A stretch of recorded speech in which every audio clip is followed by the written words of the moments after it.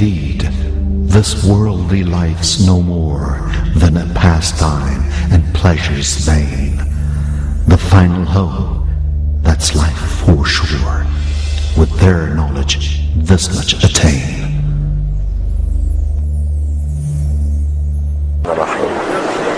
مالك يوم الدين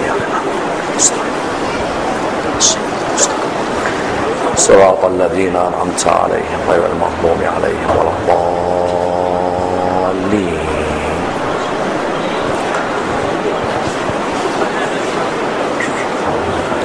بسم الله الرحمن الرحيم.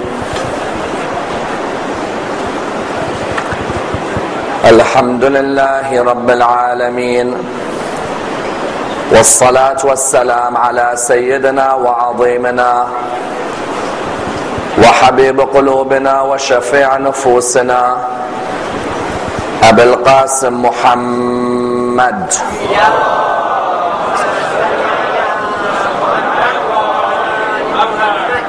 وعلى أهل بيته الطيبين الطاهرين وأصحابه الغر الميامين. الحمد لله الذي جعلنا من المتمسكين بولاية سيدي ومولاي علي بن أبي طالب.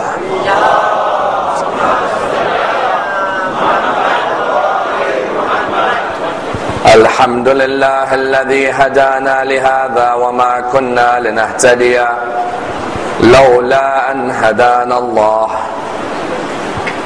أما بعد، يقول الله في كتابه الكريم: بسم الله الرحمن الرحيم. قل لا أسألكم عليه أجرا إلا المودة في القربى. The first of our salawat in honor of Rasulullah Muhammad sallallahu alayhi wa alihi wa sallam.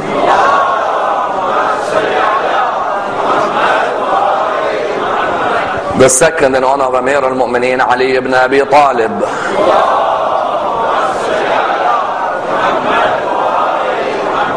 The third with your loudest voices in honor of the Imam of our time, Imam Sahib al-Asr wal-Zaman.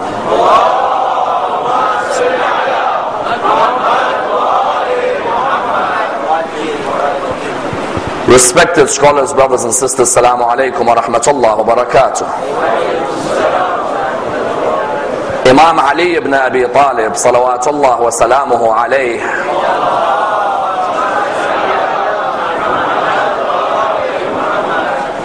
was born on the 13th of Rajab in the year 600 and died on the 21st of Ramadan in the 40th year after Hijrah.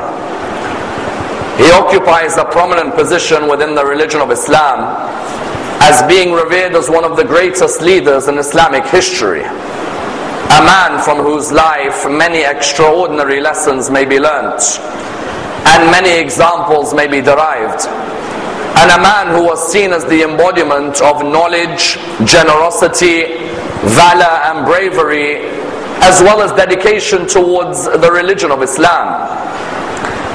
As we stated, the Imam was born on Friday the 13th of Rajab.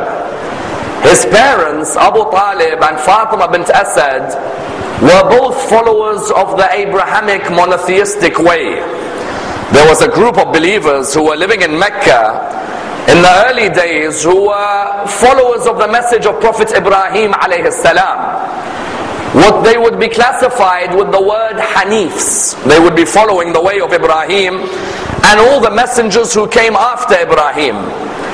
This could be seen in the fact that when Abu Talib read the marriage ceremony of the Prophet to Khadija, he mentioned very clearly within the wording that I am the follower of one God and the follower of the prophets of God, especially the prophets who descended from the line of Prophet Ibrahim alayhi salam.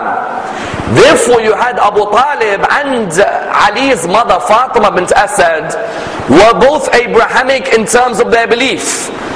And you found that this would be seen in the words of Fatima bint Asad on that particular period when she used to circumambulate the Kaaba.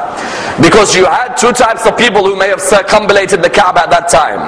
You had those who believed in one God but started making images for that God known as idols. Or you had a group who believed in one God and would not put any images to that God. Fatima bint Asad, upon her circumambulation of the Kaaba, recited a supplication that is with us until today. She said, "O Allah, in the name of your majesty, and the name of your power, and in the name of the prophets you sent from the line of Ibrahim alayhi salam, help me in this period with the pangs of labor and the pangs of childbirth, and make it easy for me." The narrations are clear both in the books of the Imamis and in other schools in Islam. For example, if you went to study the work of Imam al-Hakim al-Nisapuri, al-Hakim al-Nisapuri has the book al-Mustadrak ala al-Sahihain. Or if you went to the work of Imam al-Mas'udi in the book Muruj al-Dhahab, you will find all of them narrate that when she said these words near the Kaaba opened up for her and she entered the Kaaba. And she stayed within the Kaaba for 3 days. An honor in Islamic history only reserved for Ali ibn Abi Talib. That he is the only man in Islamic history to be born in the Kaaba. You will find that there are some other historical references to other people being born in the Kaaba. But this was a group of people who tried to diminish from the prestige of Ali ibn Abi Talib. The only man in history to be born in the Kaaba, to be born in that black cube that you find in Mecca, was Ali. And that's why you find when his mother emerged from the Kaaba on the 4th day, the first person to welcome her was the Prophet Muhammad sallallahu alayhi wa sallam.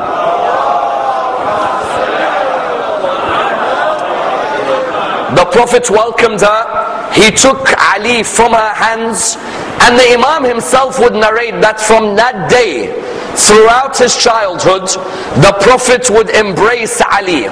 He'd chew the food before he'd place the food in the mouth of Ali. And even he would say, I would follow the Prophet in those early days like the child of a she-camel would follow its mother. A she-camel, wherever it walks, its child would follow it. A child would never leave it. Ali says that in those early days, I would follow the Prophet like a child of a she-camel would follow its mother. I used to see the light of revelation and I would hear the words of prophethood.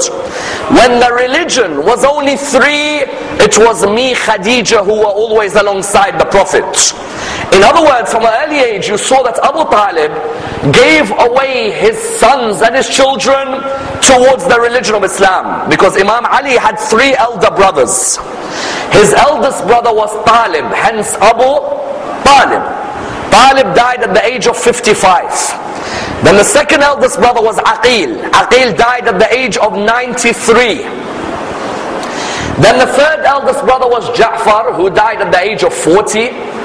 And then it was the Imam, and you had 2 sisters. One was called Fakhita, and the other was called Jumana. In other words, Abu Talib and Fatima bint Asad, how many children did they have in their life? They had 6 children. You found that Abu Talib, because of the extreme amount of difficulty that many of the Arabs were facing at that time, the Prophet came up to him. The Prophet was how old when Imam Ali was born? The Prophet was 30. There was a 30-year age gap between the Prophet and the Imam. The Prophet came to the Abu Talib and he said to him, Abu Talib, let me and my uncle Hamza and my uncle Abbas take responsibility for your children. Abu Talib said to him, who do you want to take responsibility of? He said, let me bring up Ali. In other words, from a young age, Rasulullah, the Prophet, wanted to bring up Ali in the way Abu Talib brought him up. He wanted to take the responsibility of bringing up the young Imam. And that's why it was only 10 years later, at the age of 10, when Imam Ali was 10, that the Prophet announced his prophethood. In those early days, there was only a few reverts, as in there was only a few people like Ammar ibn Yasir, like Bilal, and like another companion who came towards Islam in those early days because of Ali and through the Prophet. In which way? Abu Dhar al-Ghafari used to belong to Bani Ghafar. Abu Dhar al-Ghafari, his tribe used to worship idols. But Abu Dhar rationally, whenever he would reflect, and we said that half of religion is reflection. Abu Dhar, when he would reflect, he'd ask himself, how can I worship an idol which can neither benefit me nor harm me? As in many of us would say, those were the days of ignorance. I tell you, 1,400 years later, you may have a professor with 3 PhDs and he still bows down before something made out of a rock. Don't be surprised. You find that in those days, Abu Dhar, what did he used to say? Abu Dhar would say that I do not believe in this idea that we worship an idol. Surely an idol that cannot protect itself, how can I worship it? So he decided that he was certain of this when one day he went towards the idol that his tribe, Bani Ghaffar. And Bani Ghaffar, what were they known for? Bani Ghaffar were highway thieves. Nobody would mess about with them. In our language today, they are known as gangsters. Bani Ghaffar, Abu Dhar came to Mecca one day to worship the idol, although he never bowed down before it. One day he saw one of Bani Ghaffar bring some milk to the idol. When he saw the milk being poured to the idol, as he was about to leave, he said, wait, let me actually think like a human should think. He looked at the idol and he saw the milk. Then he saw this fox come towards the milk. When he saw the fox come towards the milk, the fox came, had a nice sip of the milk, and then left. And what does a fox normally do after it's had a good drink? It lets it all back out. Abu Dhar al-Ghafari said, if my idol that I worship cannot protect itself from the urine of a fox, then how is it going to protect Abu Dhar al-Ghafari? What did Abu Dhar al-Ghafari do? He said, I'm going to go and look for this man by the name of Muhammad. But how do I find him? As in, remember, when Islam began, when the Prophet began, Imam Ali was only 10. In those first 3 years, the message was to be sent out secretly. Abu Dhar was circumambulating around the Kaaba. He's trying to look for this man who is known as As-Sadiq Al-Amin. But he doesn't want to tell anyone that he was looking for him, because the people had begun to hear rumors that Muhammad's bringing a new religion. He saw this young man in front of him. The young man at the time was about 12, 13 years of age. The young man looked at him and he said, you look confused. Who are you looking for? Abu Dhar said, I don't think you know who he is. Don't worry. The young man said, no, don't worry. Tell me, and I might know him. He said, I'm looking for Muhammad, the son of Abdullah. He looked at him and he said, I think I know him. Let me lead you to him. He said, what's your name? He said, I am Ali, son of Abu Talib. And I think I might know the man you're looking for. So he walked with Abu Dhar. They entered upon Rasulullah. Within a few moments, Abu Dhar became a Muslim. As soon as he heard the intellect of Rasulullah, he became a Muslim. Rasulullah said to Abu Dhar, he said, Abu Dhar, I plead with you, don't go and tell the people about Islam. I know that you Bani Ghaffari is your passionate people. Keep it quiet. Abu Dhar said, don't worry, I'll keep it as quiet as I can. A few minutes later, Abu Dhar al-Ghafari stood on the Kaaba saying, oh people, those of you who have not heard of Islam, let me tell you, there is only one God, and that Muhammad is the messenger of God. The people straight away went and started attacking him. Abbas, the uncle of Rasulullah, intervened. Abu Dhar reached Rasulullah. Rasulullah said, Abu Dhar, I told you, don't tell anybody. He said, Ya Rasulullah, I'm sorry, but you know the passion was inside me. I won't be that loud again. Rasulullah said, very well, go ahead. A few minutes later, another announcement on the Kaaba. Oh people, if you didn't hear me properly before, then know that I am Abu Dhar al-Ghafari, and that there is only one God, and that Muhammad is his messenger. Again, then they came to attack him. Abbas, the uncle, knew that the only way to solve this situation was to come in the middle. He told the people, he whispered in the ears of one of the people, oh people, you know who this man is? They said, yes, Abu Dhar. He said, you know which tribe? They said, who? He said, Bani Ghaffar. They said, Bani Ghaffar, the highway thieves? He said, yes. Bani Ghaffar, the gangsters? Yes. Bani Ghaffar, the ones who block your caravans? As soon as the Arab knows his money is getting lost, that's it. He has no more principles. They let Abu Dhar go, but the point was what? A young Ali brought Abu Dhar towards Rasulullah. From a young age, therefore, Ali ibn Abi Talib had the maturity to be able to carry the message of the religion. And that's why when Da'wat al-Ashira happened, when Allah subhanahu wa ta'ala revealed the verse in Surah 26, verse 214, وَأَنذِرْ عَشِيرَتَكَ الْأَقْرَبِينَ, invite and warn your nearest relatives. Rasulullah told the young Ali, he said, Ali, come near me. You are 13 years of age. I want you to do something for me. He said, what is it? He said, I want you to prepare a meal for me. He said to him, Ya Rasulullah, which meal? He said, get a sheep for me, and get 1 kilo of wheat and 3 kilos of yogurt. And I want you to make a feast, and I want you to invite your uncles and my uncles as well. Because of course Ali's uncles are Muhammad's uncles. Abu Lahab, Abu Talib, Hamza, Abbas, these are all the uncles of the two of them. When they came that day, a momentous incident occurred, which was vital in studying the biography of Ali ibn Abi Talib. What was it? That when they came that day, the Prophet had said to them on the first occasion, welcome to my house, I have glad tidings to give you about the message of the religion. Abu Lahab did not accept, but on the second time that they came, they listened to him. The Prophet said to them, you know that I am truthful, and you know that I am trustworthy, and you know that I have not lied to any of you. I have come to bring you a message of goodness, to worship only one God, and not to put partners to God, and that there is a day of judgment where you will be accountable for all your acts, and that there is no difference between male and female, or between black and white. Abu Lahab looked and he said, Muhammad, what is this sorcery that you're trying to bewitch us with? The Prophet then said, whoever amongst you accepts me as his prophet will be my caliph and the successor after me. There's a point here, that from a young age, Ali was already instructed with that message to be the successor, because Ali at the age of 13 raised his hands and he said, O Prophet of God, I will listen to your message and I am the first to accept your words. Abu Lahab turned around to Abu Talib. He said to him, Abu Talib, it looks like one day your son's going to have to lead you. He tried to mock him. And that's why our brothers have an interesting narration in their books. In the books of our brothers, what does it say? It says that Abu Talib, in their books, it says Abu Talib came to Ali and he said to him, Ali, are you sure you want to accept this message? Are you ready for it?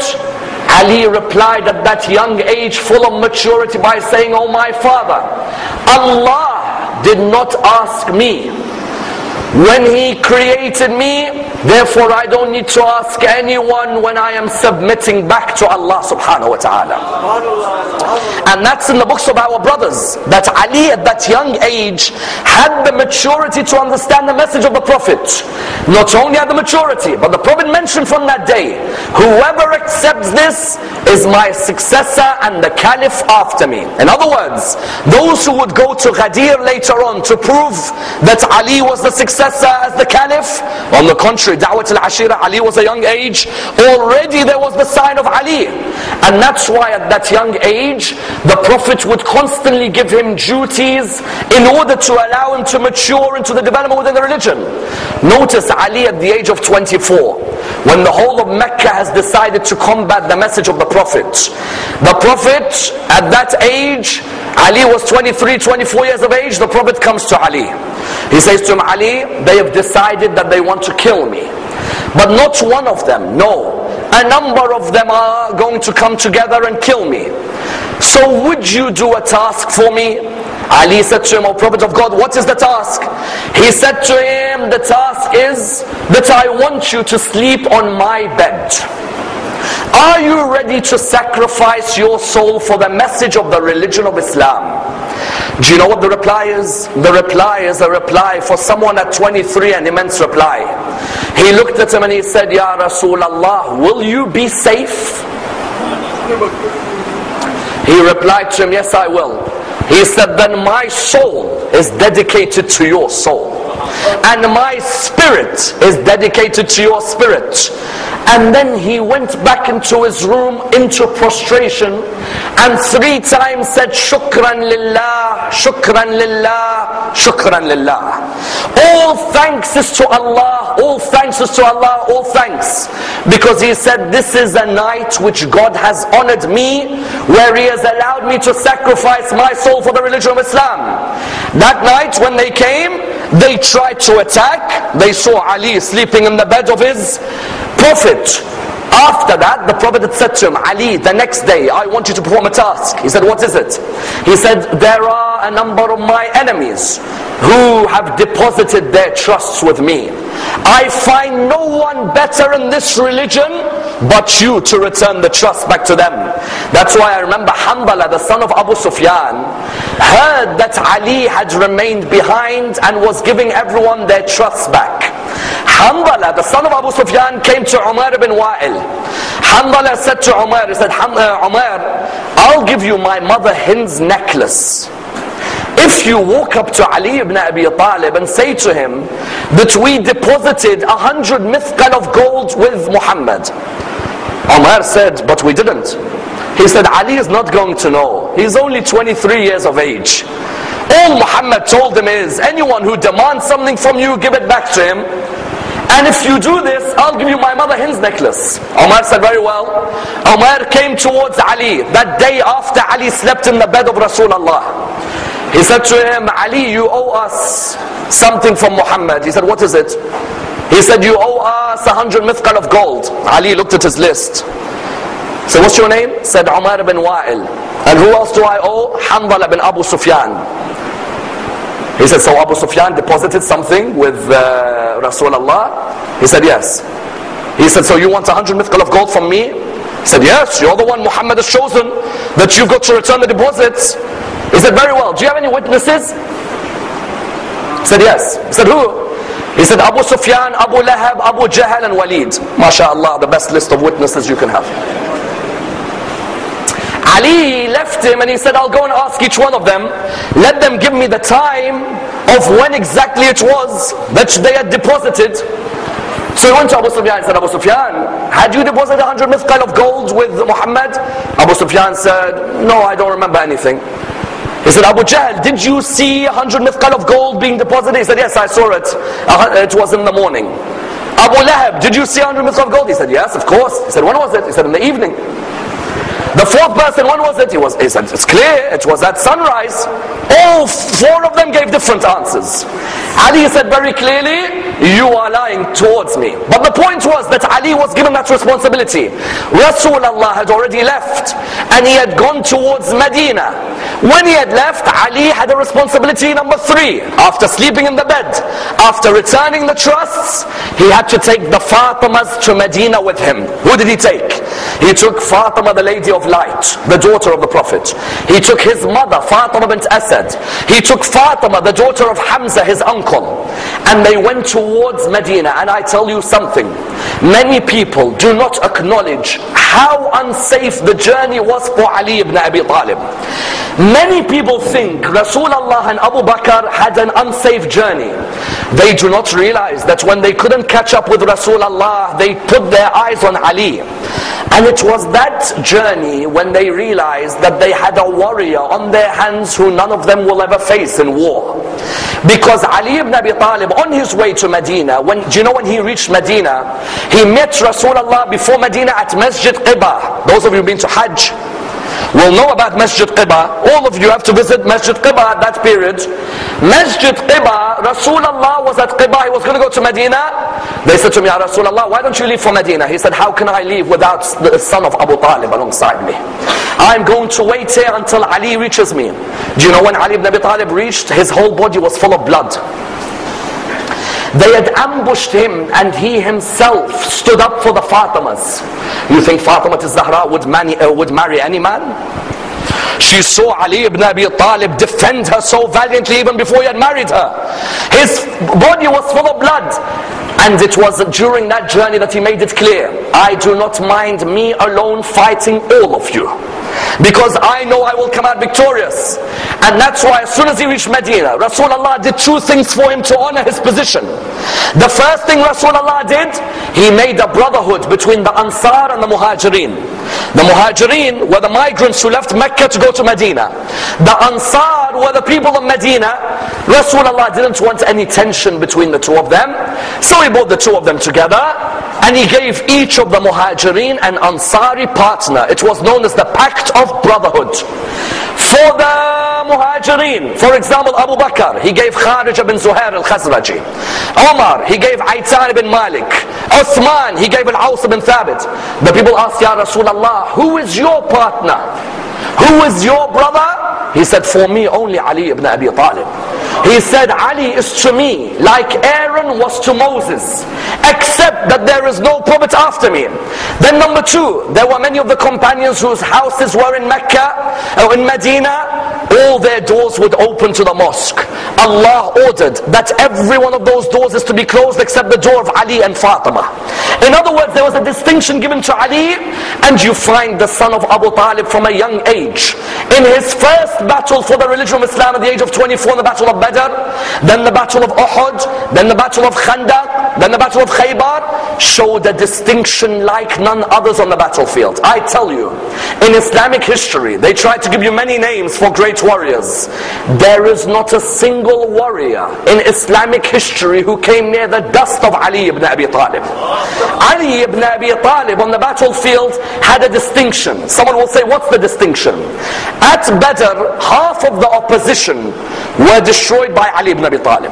At Uhud, Rasulullah was alone on the mountain. It was Ali, Miqdad, Ammar, Abu Dujan al-Ansari, and a lady called al-Harithiyah who helped him. And on that day on Uhud, that was when the famous cry came, there is no youth but Ali, and no sword but Dhul-Fiqar. But at Khandaq and Khaybar, he displayed a spiritual side to him which made him the complete human being. What do I mean? I mean, a warrior is normally reckless, aren't they? Warriors are reckless. And not only are they reckless, they tend to be arrogant as well, isn't it? These combinations are normally the combinations of a warrior. They're either reckless or arrogant. You hardly find any ethics in warriors. It's very rare to find any spirituality in warriors. You know, when he finished Khandaq and Khaybar, he did two things after those battles which showed Rumi's famous lines when Rumi said, in bravery you are the lion of your Lord, but in generosity who knows who you are. Rumi says about Ali, in bravery you are the lion of your Lord, but in generosity who knows who you are. At Khandaq, Amr ibn Awid kept on telling them, who's gonna come out and fight me? What's wrong with you people? Muhammad promises you heaven. If I kill you, you go to heaven. If you kill me, you will go to heaven. Why don't you fight? Ali came out to fight him. When he introduced himself, he said, what's your name? He said, I am Ali, son of Abu Talib. He said to him, I will not kill you. Your dad was a good friend of mine. You can go. The Imam replied, but I will kill you because you're an enemy of Allah. When they began the war, Amr ibn Awid knew that he'd win. Amr ibn Awid was known for wrestling with the lions. Midway through the war, the people noticed the dust had gathered between the two in combat. Ali walks away, pauses, then comes back in and strikes, and emerges and says, God is great. The people are confused. When the people were confused, they asked Ali upon his return, what was that moment that you paused? There is a moment in Ali ibn Abi Talib which is a lesson for all of us. If man angers you, remain patient. Only get angry when Allah's message is angered. Because when Ali came back, they said to him, why did you walk away? He said, as I was about to strike Amr ibn Awid, he spat at me. If I struck him, then I would have struck him for my own ego. But I never strike a human because of my ego. So I walked away. I returned back into the battle and I struck him because he angered the message of God. Further than this, in the opposition army, Amr ibn Awid's sister was sitting. She was having a meal. She thought her brother would come back victorious. Someone came back to her and said to her that we have some sad news for you. She said, what is it? They replied to her by saying, your brother has been killed. She said, my brother has been killed? My brother who kills the lions? Which lion killed my brother? They said to a young man known as Ali ibn Abi Talib. She said, do you mind if I go and see my brother's body, and I will then tell you what I think of Ali ibn Abi Talib. She went towards the brother's body. She was crying and crying and crying. She came near her brother's body. The narrations, what do they state? The narration states she sat by the brother's body. She then suddenly got up and she smiled. And she called out to everyone, I am honored. The son of Abu Talib killed my brother. Why? She said, my brother, before he begins a war, asks the person he's fighting, I beg of you, if you're a sincere human, if you do kill me, don't take my shield because it belongs to my great-grandfathers. Let it at least stay with my family. She said, I look at my brother's body and I see his shield is still on his body. And it makes me understand that the son of Abu Talib fights for no one but his Lord. Because if the son of Abu Talib was fighting for his ego, then he would have been like the rest of Muhammad's army who would have stolen my brother's shield. But the son of Abu Talib is different to the rest of them. Then at Khaybar he lifts a gate which none can lift. I'm not concerned with what he lifted. What I'm concerned is what allows you to be so powerful. Because you know, after Khaybar he comes back from the battle, he begins to cry. They come to him, they say, oh son of Abu Talib, why do you cry? You've just lifted a gate, others can't lift. He replies by saying, I can't bear to see the Jewish soldiers with a rope around their hands. Loosen the rope, are they not human beings? Then he returns home. His wife Fatima is next to him. She offers him some bread. He was known for his piety that he would only eat dry bread, not soft bread. Because he would say, how can I eat soft bread when there are poor in the Muslim world? He tries to break the bread, but the bread doesn't break. They say, oh son of Abu Talib, you lifted a gate which 40 couldn't lift, and you can't break a piece of bread. He said, the gate I lifted for Allah, the bread I'm trying to break is for Ali. And then he said, قَلَعْتُ بَابَ خَيْبَرٍ لَا بِطَاقَةٍ جِسْمَانِيَّةٍ وَلَكِنْ بِطَاقَةٍ رَوْحَانِيَّةٍ. I lifted the gate of Khaybar, not with my physical strength, but with the strength of my ruh. If I could understand my soul, then I can understand my Lord. And the moment I understand my Lord, everything is easy before me. And even after that battle at Hunayn, were it not for Ali staying behind, this religion would have been destroyed. The greatest performance of Ali ibn Abi Talib, and I ask all of you to read up on it, was at Hunayn, not at Badr, not at Uhud, not at Khaybar, not at Khandaq. Imam Zayn al-Abidin in Sham says, I am the son of the one who fought at Badr and Hunayn, because Ali at Hunayn was left alone against the opposition and finished them. And that's why you find that Ali ibn Abi Talib, when Rasulullah died, just before the Prophet died, the Prophet was 63, Ali was 33, the Prophet had told the people, this is my successor, look after him, be loyal to him, don't deceive him, don't be cunning towards him, don't attack him. He's not just my son-in-law, he's appointed by Allah to look after my message. The people ended up taking away the leadership of Ali ibn Abi Talib. They took his leadership, they attacked his wife and they killed her, and he was left to look after 4 orphans in a house. Yet did Ali ibn Abi Talib allow his ego to get to him? Because sometimes with ourselves in Muslim communities, if someone takes our leadership, we want to destroy the whole community. Ali ibn Abi Talib said, the religion of Islam is greater than me causing disunity. I will remain someone, when I see injustice, I'll speak out against it. Any form of injustice that exists, because some people say, Ali ibn Abi Talib, when Rasulullah died, was 33. And he became caliph, the 4th caliph, at the age of 58. Some people say, in those 25 years, Ali ibn Abi Talib, did he do anything for Islam? Or did he just go and earn a living and give food to the children of Fatima? On the contrary, Ali ibn Abi Talib, in those years, even though he wasn't the Khalifa chosen at Saqifa, he was still the Khalifa for Ammar and Salman and Abu Dhar and Muhammad and so on. Ali ibn Abi Talib, therefore, if he saw any injustice, he would speak out. He wouldn't just remain silent. He taught us an ethical lesson. Muslims, when you see dhulm of any type, be it big, be it small, never remain silent against injustice. That's why, for example, one day, a lady came to Umar ibn al-Khattab, the 2nd Khalifa. She came to him, she said, I have committed adultery. Umar said, were there witnesses? She said, yes, there were witnesses, and I'm willing to be punished. Omar said, very well, then punish her. The reply was, but do you mind if Ali ibn Abi Talib makes the decision? He said to her, why? She said, because I have a trust that Ali ibn Abi Talib is the most just human living on this earth. I know that he was brought up in the lap of Rasulullah. So who else can teach justice but Muhammad? So he said, Ali, come and judge her. When Ali came, he said, what is it? She said, I committed adultery.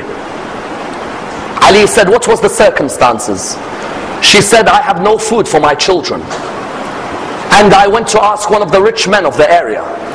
He said to me, if you want food, you have to commit adultery with me. She said to him, oh man, I beg you, fear God, do not say such words. Second time, third time, she said, I gave in. Imam Ali said, very well, you are free to leave. She said to him, what do you mean? He said, chapter 5, verse number 3. She said, what do you mean? Omar then looked at him and said, what do you mean? He said in chapter 5, verse number 3, says, those who are compelled to sin while they are in a state of hunger, Allah forgives their sin. This lady was compelled to sin, but she was in a state of hunger. Allah forgives those who are in a state of hunger, because it's the shame on the state, not the shame on the people. The state shouldn't allow a lady to be in such a situation. That's when Umar would say, were it not for Ali, Umar would be perished. Because here Ali would come out very clearly. If there is injustice, even Uthman, the third Khalifa, when he appointed his family from Bani Umayyah, Ali did not remain silent. He would speak out. And even Ali, in those 25 years when he was not Khalifa, he would come forward and say to the people, oh people, if you have any areas of knowledge, ask me before you lose me. I know the secrets of the heavens as well as the secrets of the earth. That's why the non-Muslims would come to Medina. They'd ask, where is Ali ibn Abi Talib? The people would say, why? They say, because we hear that he is the successor to the Prophet. We want to ask him questions which none can answer. And if he can answer them, then we follow him. So they come to Ali ibn Abi Talib. One Jewish man came to Ali ibn Abi Talib. He said to him, you claim to be the successor of Muhammad? He said, yes. He said, I'm going to ask you a mathematical question which no human can answer, and it's written in the religious books. And only the successor of Muhammad can answer. So he looked at him and he said to him, go ahead. He said, which number, if you divide it by any number between 1 and 10, remains a whole number? Ali ibn Abi Talib looked at him, he said, 2,520. He said to him, sorry? He said, 2,520. He said, how did you get that? He said, the number of days in the week multiplied by the number of days in the year. The person looked at him and he said, okay, in the Arabian calendar there's 360 days in the year. And there's 7 days in the week. He said, so multiply 360 by 7, what'd you get? He said, 2520. He said, divide 2520 by 1, what'd you get? He said, 2520. By 2, 1260. By 3, 840. By 4, 630. By 5, 504. By 6, what'd you get? 420. By 7, 360. By 8, 315. By 9, 280. By 10, 252. He said, truly this is Ali ibn Abi Talib in front of me.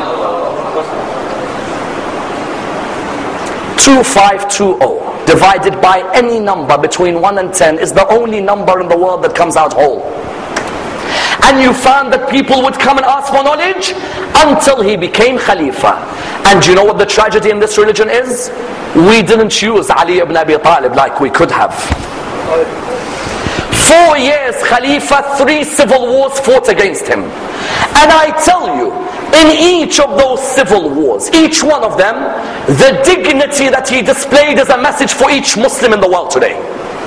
That even when another Muslim acts rudely towards you, if you're a follower of Ali ibn Abi Talib, act tolerant back towards them. I know there are Muslims in the world today who may look at the Imamis and be disrespectful towards us, who may call us the people of innovation, who may call us the people of shirk. Don't reply back by falling to their level.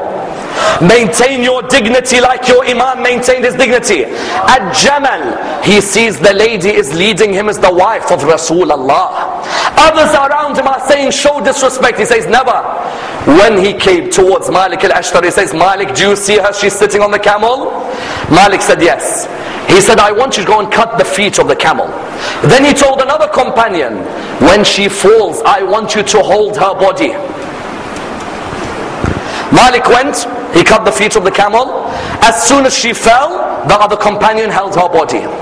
She turned around and she said, how dare you touch the body of the wife of Rasulullah when you are not mahram to me? To which the reply was, I am Muhammad, the son of Abu Bakr, your brother, holding you. The only man in Ali's army who's mahram to her. Ali could have lowered his dignity and hers by sending anyone, but no. The son of Abu Talib is above this. The son of Abu Talib is on a level above all of this low dignity. And then he sent her back with respect. He said, this is the wife of Rasulullah. She used to be respected on her way back towards Medina. There should be no one who shows disrespect towards her. And she turned around to him and she said, you're the killer of the loved ones. He replied back to her, if I'm the killer of the loved ones, then people like Marwan and Abdullah ibn Zubayr, I could have killed them right now. But I don't want disunity in the Muslim Ummah. The school of Ahlulbayt should never open the door for disunity. Then look at Saffin. First they fight him as Khalifa and Jamal. Then at Saffin when they fight him, Muawiyah takes control of the water. Imam looks at his soldiers. He says, ask Muawiyah, let us drink water, we're thirsty. Muawiyah says, I'll never give them any water. Imam tells the soldiers, go and win the water back. They win the water back, it's now in the possessions of Ali. The reply now at this moment is what? The soldiers of Muawiyah are thirsty. They come to the soldiers of Ali and they say, please give us water. Imam looks at his soldiers. He says, do you think we should give them water or no? The soldiers say, no, don't give them. They don't deserve, they didn't give us. Imam said, no. He said, I can't bear to see a horse thirsty, let alone a human being. In Nahrawan, when his own soldiers from his army come to fight him, the Khawarij come and fight him. He's in one-on-one combat with one of them. Dhul Fiqar, his sword, the double-pointed sword, has an ability to capture your sword. So he captures his sword, now he's got two swords. That soldier looks at him and he says, what are you going to do? You're going to finish me? Ali says, what is it that you want? The soldier says, I hear Ali ibn Abi Talib never rejects when a person asks him for something. So he says, ask me. He said, I want the swords. Ali said, take them. The person looked at him and he said, I want to join your path. He said, no, say I want to join the path of Allah's justice. Don't look at me. Every drop of my existence is for Allah subhanahu wa ta'ala. And that's why the akhlaq of Ali ibn Abi Talib is what makes a follower of Ali ibn Abi Talib. Because after Nahrawan he's walking, he sees a lady. He comes near her and sees her boiling some water and stirring it. He says to her, oh lady, what's wrong? I see you stirring some water. She says, may God curse the son of Abu Talib. He says, so why do you say this? She says that Nahrawan, he took my brothers, my sons and my husband. He comes back alive and they come back dead. May God curse him.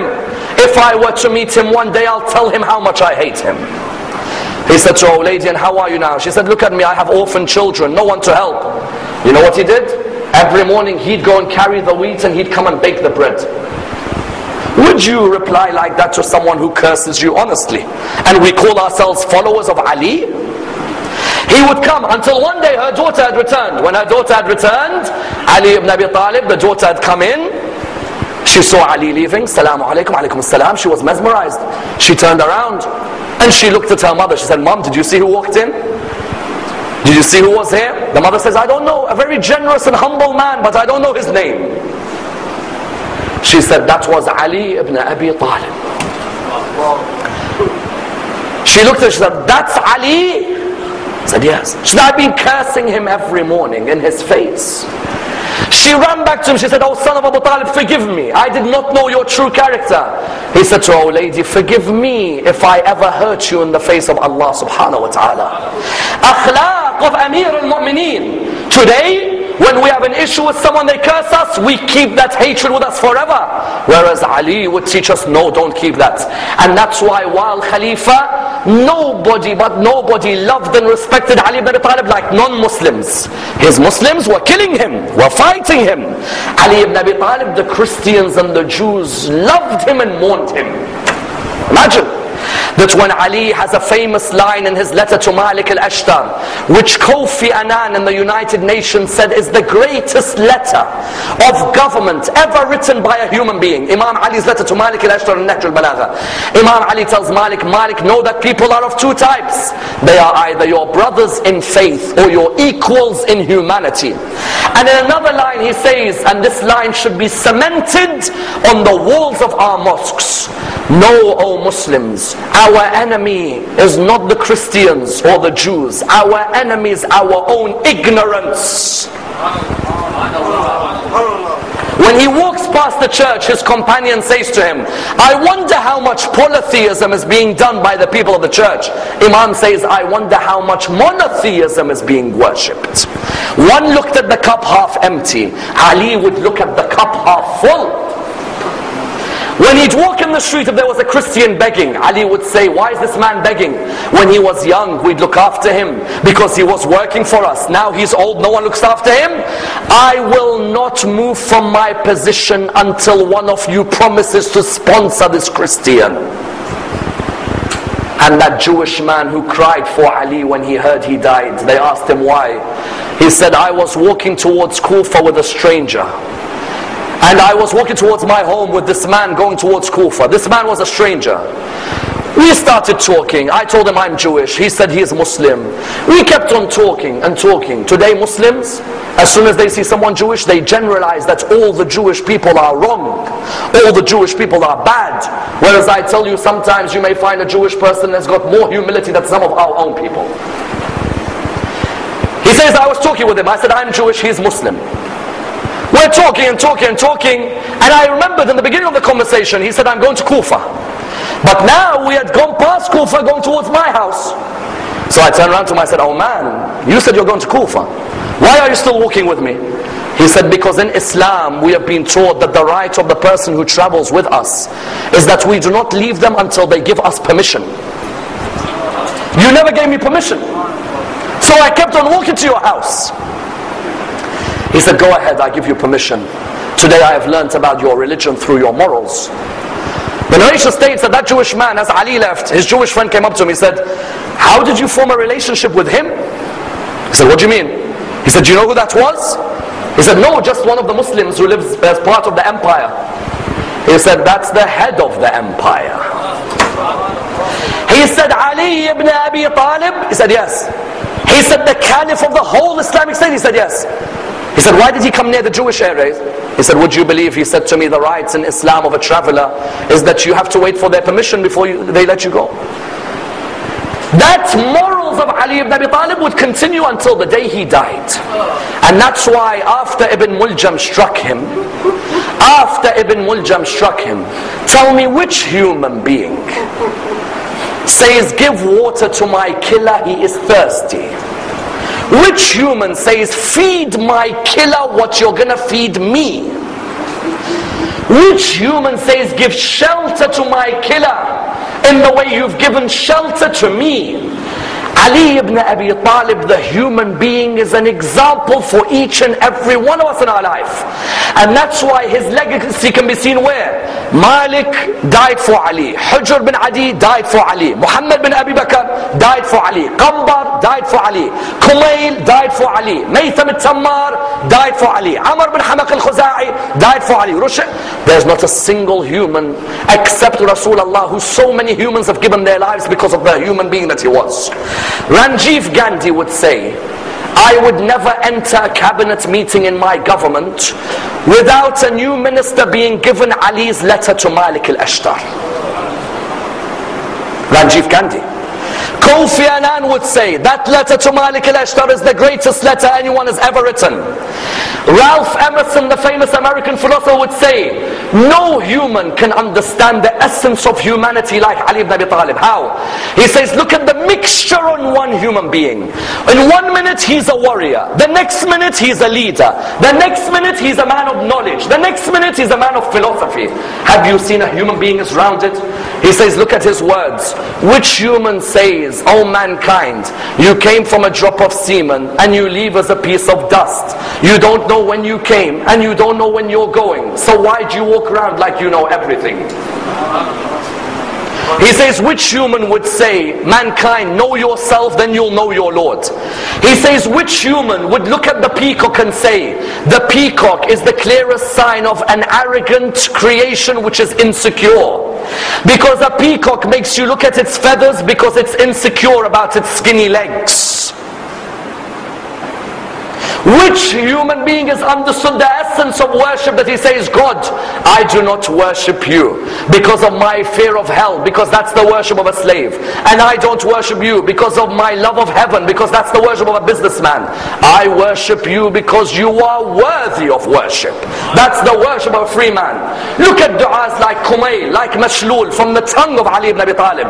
And that's why a fitting line is the line of the Sikh poet, Kinnaur Singh, who says, Oh Ali, you belong to every faith, every age and all people. We'll never let anyone take your honor, and we'll never let anyone claim you as your own, because Ali ibn Abi Talib belongs to every human being.